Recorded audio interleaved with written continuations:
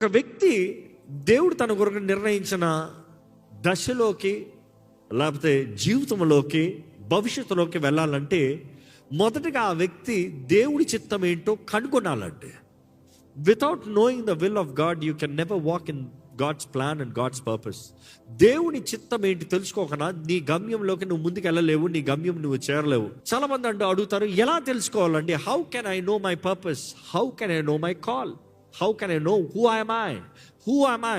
Why am I living? ఎలా తెలుసుకుంటాను అన్నప్పుడు బైబిల్లో స్పష్టంగా తెలియజేయబడుతుందండి.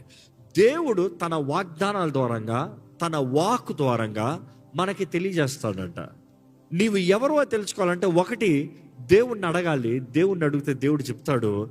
ఒకటి ఆయన వాగ్దానాల ద్వారంగా, వాక్యం ద్వారంగా తెలియజేస్తాడు, లేకపోతే దర్శనాల ద్వారంగా తెలియజేస్తాడు. ఆయన పిలుపు అనేది నీవు అడిగితే నిశ్చయంగా నీకు బయలుపరిచే దేవుడు అండి. నా జీవితంలో